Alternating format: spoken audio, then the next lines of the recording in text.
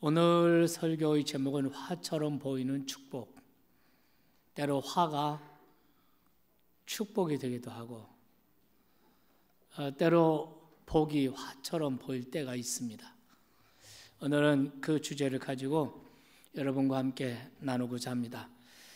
여러분 전교인 성경 일독 진도에 따라서 여러분이 아마 대부분의 모든 성도님들이 창세기에서 야곱의 이야기를 읽으신 줄 압니다.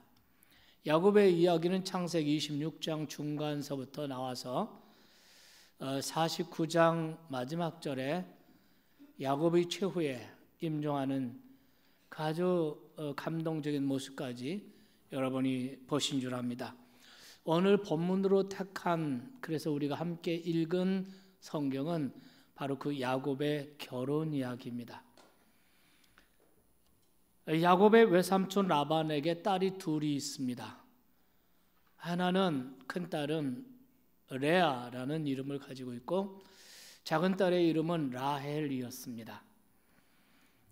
이 두 딸의 특징에 대해서 성경은 이렇게 묘사합니다. 레아는 시력이 약하고 라헬은 곱고 아름다우니.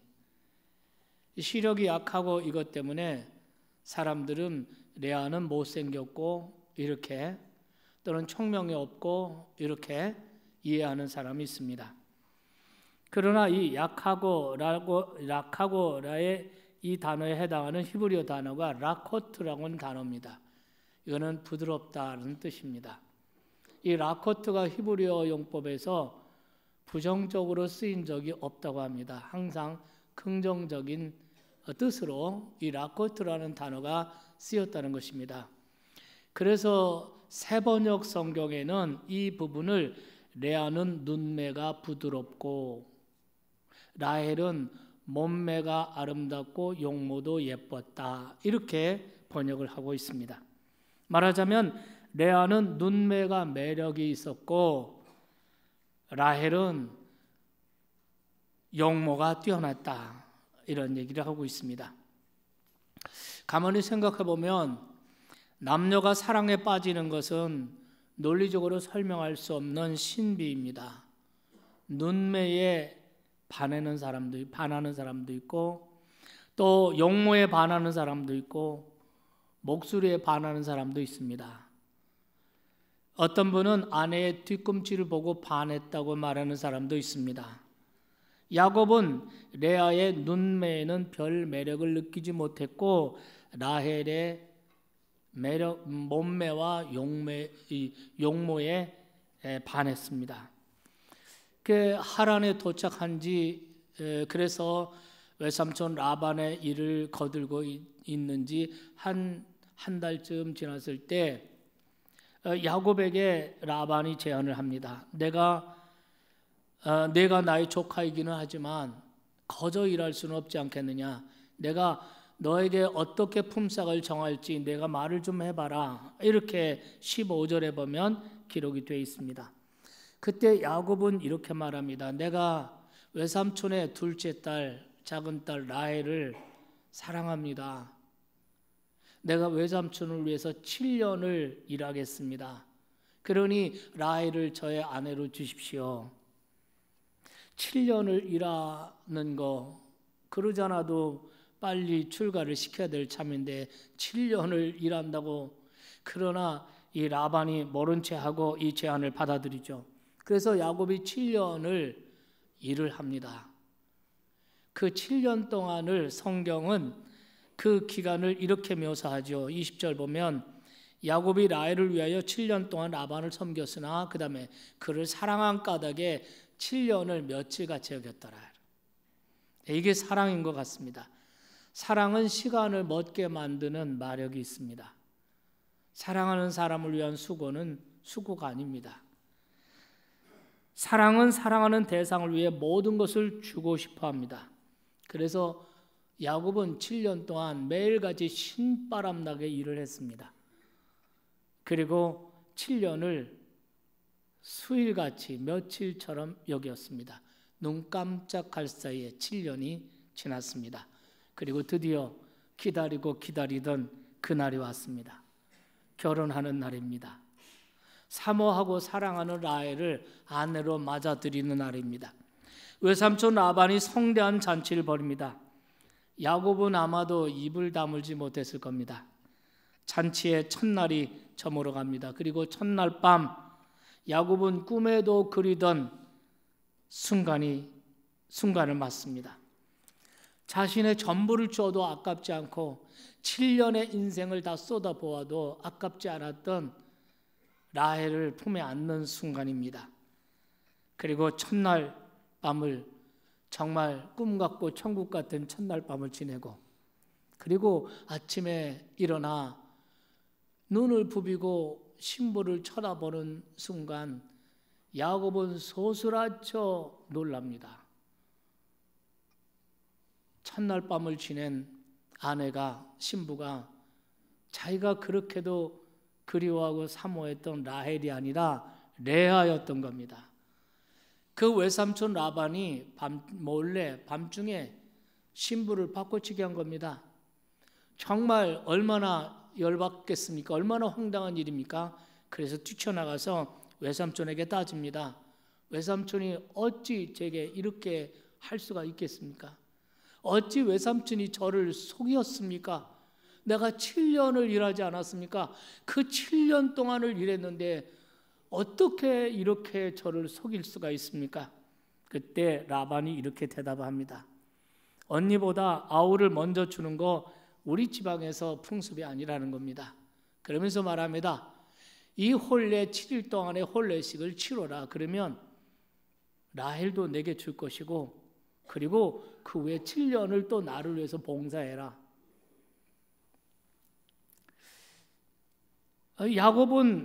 야곱으로서는 그만두겠다고 할 수가 없습니다. 라헬을 사랑하는 그 열정, 라헬을 사랑하는 마음을 포기할 수가 없었기 때문이죠.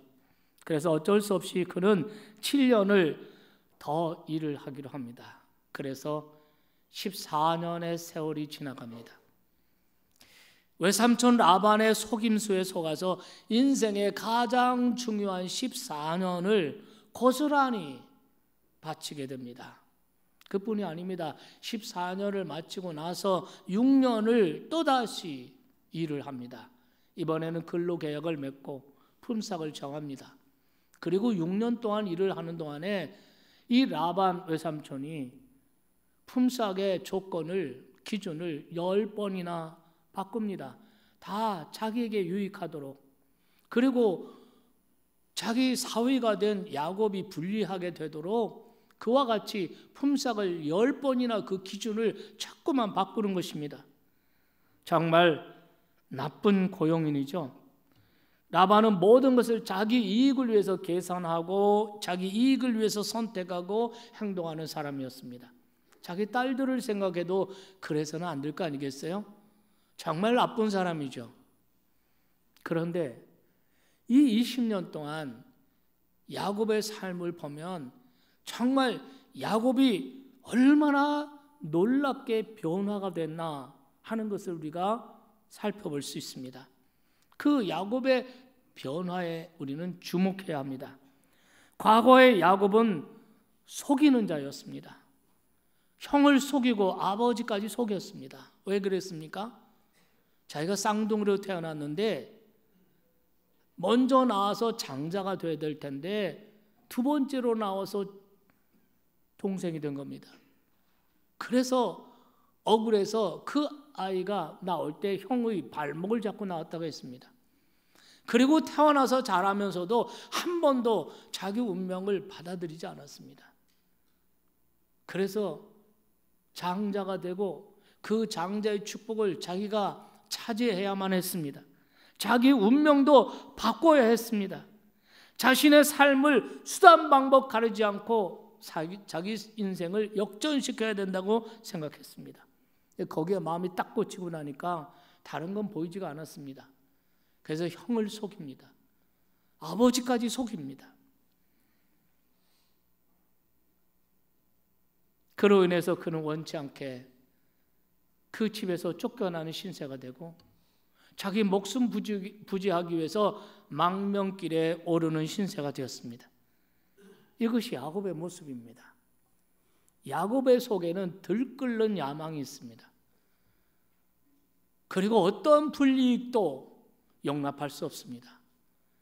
이런 일을 위해서 이것 때문에 속이는 자로 살았습니다. 그런데 지금 그는 외삼촌 라반의 집에서 속이는 자가 아니라 속는 자로 살아왔습니다. 과거의 야곱이라고는 생각할 수 없을 정도로 달라졌습니다. 야곱이 어떻게 이렇게 달라진 겁니까? 무엇이 그로 하여금 과거와 달리 묵묵히 라반의 속임수에 당해주게 만들었습니까? 바로 베델에서 하나님을 만났기 때문입니다.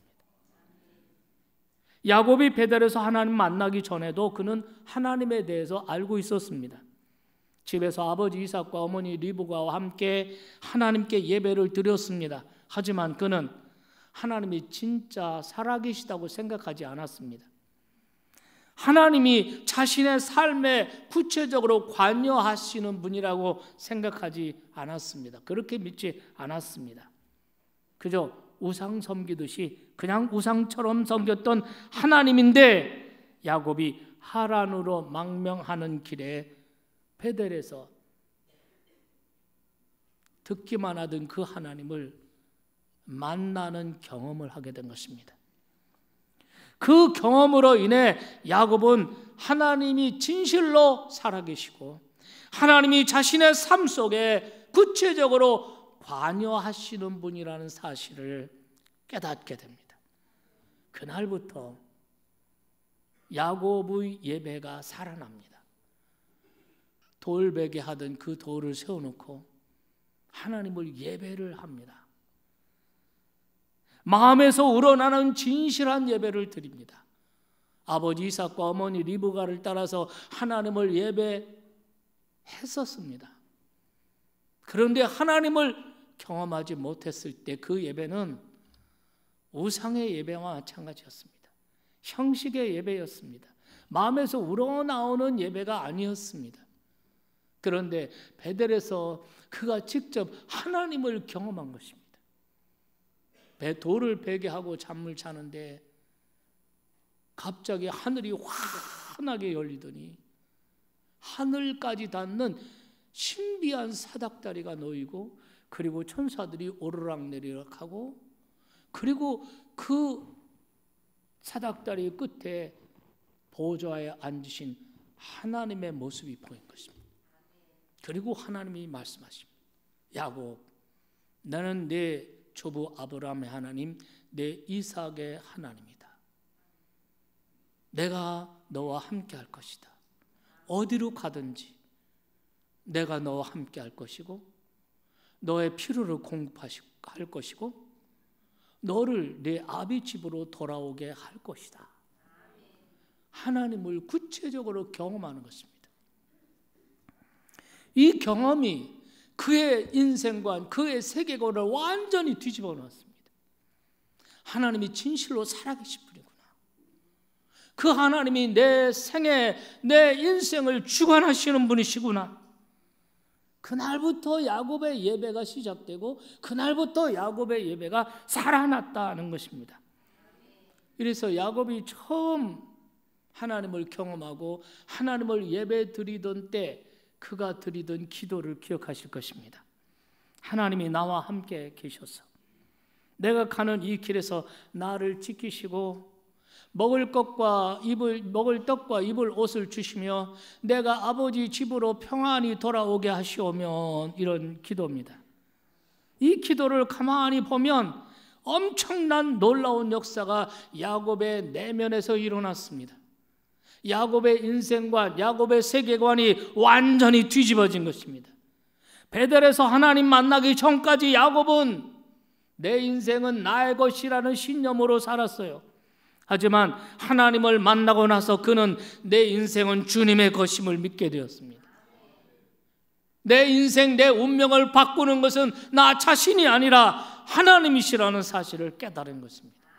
나와 함께 하시고 나의 필요를 공급하시는 하나님이시고, 그리고 하나님이 나를 인도해서 언젠가 내 아버지 집에, 이 망명길에서 돌이켜 언젠가 내 아버지 집에 다시 돌아오게 해주실 분 하나님이시라고 믿었습니다. 그렇기 때문에 20년 동안 외삼촌 라반에게 수없이 속고 그의 술수, 계략 이런 많은 것이 있었지만 그것을 잘 견뎌낼 수 있었고, 있습니까? 자기가 본래 가지고 있던 이 본성, 속이는 거, 술수하고 계략 꾸며내고 다 내려놓고 하나님께 자신의 인생을 맡길 수가 있었던 것입니다. 여러분에게 묻겠습니다. 여러분의 생애 동안, 여러분의 신앙의 여정 가운데 여러분은 하나님 체험이 있으십니까? 여러분의 하나님 체험이 여러분을 어떻게 바꿔놓았습니까? 여러분의 인생관, 여러분의 세계관을 어떻게 바꿔놓았습니까? 그로 인해서 여러분에게 일어난 변화는 무엇입니까? 라반의 집에서 보낸 20년, 야곱의 인생에서 가장 외롭고 가장 고통스러운 나날이었을지 모릅니다. 번번이 속임을 당하고 착취를 당하면서 야곱은 살아계신 하나님에 대해서 의심이 일어났을지도 모릅니다.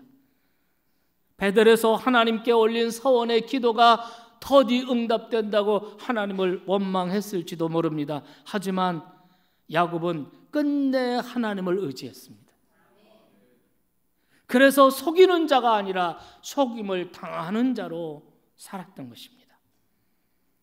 고난의 길을 가는 동안에 철저하게 침묵하셨던 것 같았던 하나님은 때가 이르자, 때가 되매 하나님이 야곱에게 큰 축복을 안겨주십니다.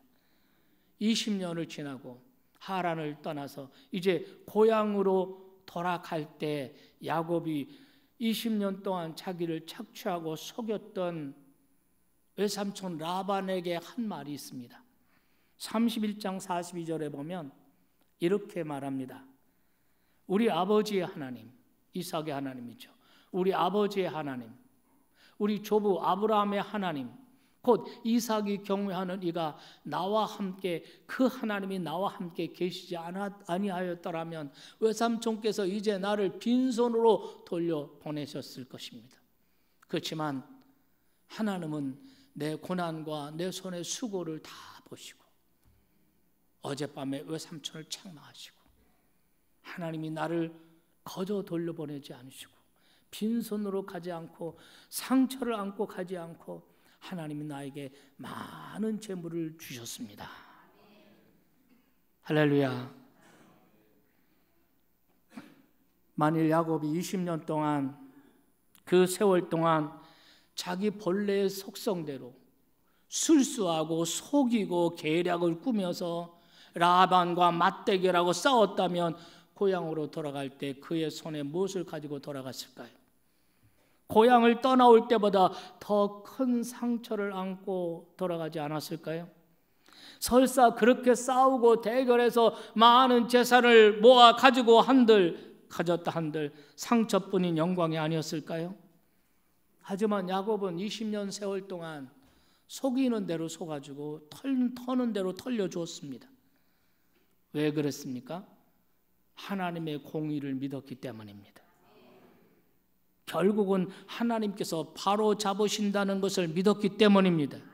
침묵하시는 것 같았고 더딘 것 같았던 하나님께서 야곱의 이 오직한 믿음을 하나님께서 보시고 결국 축복으로, 큰 복으로 응답해 주신 줄 믿으시기 바랍니다. 이렇게 20년 세월을 지나고 끝에서 보니까 라반의 집에서 지낸 20년 세월은 야곱에게 있어서는 단련의 시간이었다는 것입니다. 그 기간 동안 야곱은 혹독한 시련을 통해서 정화되고 그리고 단련되었습니다. 라반에게 받은 속임수와 착취와 그로 인해 받은 고통이 헛되지 않았습니다. 야곱의 마음, 정신, 그 영혼 속에 깊이 침투해 있던 불순물이 하나둘 걸러지고 그런 과정이었습니다. 그의 마음 안에는 들끓던 분노가 있었고 인생을 자기 운명까지도 바꿔보려는 거친 야망이 있었고 수단 방법을 가리지 않는 이기적으로 행동했던 자기 기질들이 있었습니다. 이런 것이 10년 동안 자기 말과 행동에서, 자기 마음과 영혼에서 이런 것이 다 빠져나가게 됐습니다. 야곱은 왜 하나님이 나를 이렇게 내버려 두시나? 왜 나를 지키시고 인도해 주시지 않나? 이런 의문에 빠질 때도 있었을 것입니다. 하지만 끝에서 돌이켜보니 그것은 내버려 두신 것이 아니라 붙들어 두신 것이었습니다. 고난 중에 붙들어 주신 것이 하나님의 인도하심이었고, 고난 중에 붙들어 두신 것이 하나님의 돌보심이었습니다. 야곱에게 정말 필요한 축복은 많은 재물을 얻는 것이 아니라 그의 인격 속에서, 그의 심령 속에 불순물이 걸러지고 정금처럼 순전하게 연단되는 것이었기 때문입니다. 그렇게 20년 동안 야곱이 단련되고 정화되고 불순물이 걸러졌습니다. 그 이후에 야곱의 모습을 보십시오. 야곱의 이름이 이스라엘로 이름이 바뀝니다. 그리고 그의 12아들은 이스라엘 12지파를 형성하게 되고, 그리고 그 마지막 그 49장에서 하나님을 찬양하면서 정말 험악한 세월, 속임당하는 그런 세월을 지냈지만 하나님이 이 모든 것을 가지고 합력하여 유익이 되고 복이 되게 하시고, 12아들을 두고 세상을 떠나는 임종의 시간에 하나님을 찬양하고 경배하면서 아들 하나하나의 이름을 불러가며 그들을 축복합니다. 그리고 마지막 절에 보면 야곱이 침상에 발을 모으고 숨을 거두었다. 그래서 그들의 조상 이삭, 아브라함의 품에 안겼다. 이렇게 성경이 기록하고 있습니다.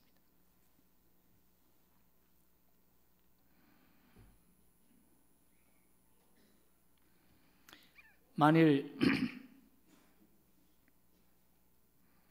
연단되기 전에 야곱의 수단 방법을 통해서 물질을 얻게 되었다면 그는 필경 바뀌지 않았을 것입니다. 여전한 야망, 욕심, 수단 방법 가리지 않는 출세를 위한 야욕 바뀌지 않았을 것입니다. 아버지 속이고 형 속이고 하나님을 예배는 하지만 하나님이 진실로 살아계시다고 생각 안 했습니다. 하나님이 내 인생의 주인이라고 생각하지 않았습니다. 내 인생은 내가 주인이라고 생각했을 것입니다. 그런데 20년에 그 속임을 당하고 착취를 당하고 야곱의 일생 가운데 가장 고통스러운 그 시간들이 위대한 이스라엘을 만든 것입니다. 야곱이 지금 살아 돌아오 우리 앞에 간증을 한다면 분명 이렇게 말했을 것입니다. 나의 나된 것은 다 하나님의 은혜입니다. 고난이 나에게 유익이었습니다. 외삼촌 라반은 나를 단련시키는 하나님의 몽둥이였습니다. 이처럼 여러분, 때로 화처럼 보이는 복이 있어요. 바꿔서 말합니다. 때로 복이 화처럼 보일 때도 있습니다. 바꿔서 말합니다. 때로 화가 화처럼 보이는 복이 있습니다. 깨달아지면 아멘 합시다. 어느 분이 고난에 대해 쓴 이런 글이 기억납니다. 대략 이런 글입니다. 고난을 당할 때 경험만 하는 사람이 있고 증명하는 사람이 있다. 고난을 당하여 그 고난에 짓눌리고 쓰러지는 사람은 경험에 그치는 사람이다. 반면에 고난을 당하여 연단되고 믿음의 빛을 발휘하는 사람은 증명하는 사람이다. 진실로 그렇습니다. 고난은 우리를 파괴하기도 하고 연단하기도 합니다. 고난으로 인해서 성격이 더욱 삐뚤어지고 더욱 강팍해지고 날카로워지는 사람도 있고, 고난으로 인해서 온유해지고 겸손해지는 사람도 있습니다. 고난이 무조건 우리에게 유익이 아닙니다. 고난이 우리에게 진짜 화가 되기도 하고, 고난이 재앙이 되기도 하고, 그 고난 때문에 인생 박살나기도 하고, 성격도 박살나고, 인격도 파괴하고, 관계도 파괴하고, 가정도 파괴될 수 있고, 얼마든지 그럴 수 있습니다. 고난으로 인해서 믿음을 버리는 사람도 있지만, 고난을 당한다고 믿음을 버리는 것이 아닙니다. 어떤 사람은 고난 중에 믿음을 더욱 돈독히 합니다. 고난 중에 믿음의 빛을 더 밝게 드러내는 사람이 있습니다. 고난을 경험만 하는 사람이 있고 고난을 증명하는 사람이 있다는 거죠. 인생을 살면서 고난을 피할 사람은 없습니다. 누구나 고난을 당합니다. 하지만 누구나 고난 중에 자신의 믿음을 증명하는 것이 아닙니다. 고난의 한복판에서 하나님 앞에 눈물로 부르짖고 통곡하며 하나님 앞에 기도하고, 그래도 하나님은 모른 채 하실 때가 있습니다. 이때는 하나님께서 고난에 붙들어 두시는 때입니다. 그럴 때 하나님을 원망하고 믿음의 줄을 놓아버리는 사람들이 있습니다. 그런 사람은 고난을 경험만 하는 사람이죠. 고생은 엄청 많이 했는데 그 고생으로 끝인 겁니다. 여러분은 고난을 경험만 하시겠습니까? 고난을 증명하시겠습니까? 야곱의 이야기를 통해서 우리가 확인할 수 있듯이, 고난을 허락하시는 것도, 고난 중에 붙들어 두시는 것도 하나님의 사랑의 방법이고, 하나님이 우리를 그릇으로 빚으시는 하나의 과정인 줄 믿으시기 바랍니다. 하나님께서 우리에게 진정으로 원하시는 것은 고난 없는 평탄한 삶을 원하시는 것이 아니라, 우리를 거룩한 예수님의 품성으로, 성품으로 빚어지는 것이 하나님의 원하시는 것입니다. 그런데 때로 고난으로만 빚어내야 할 작품이 있거든요.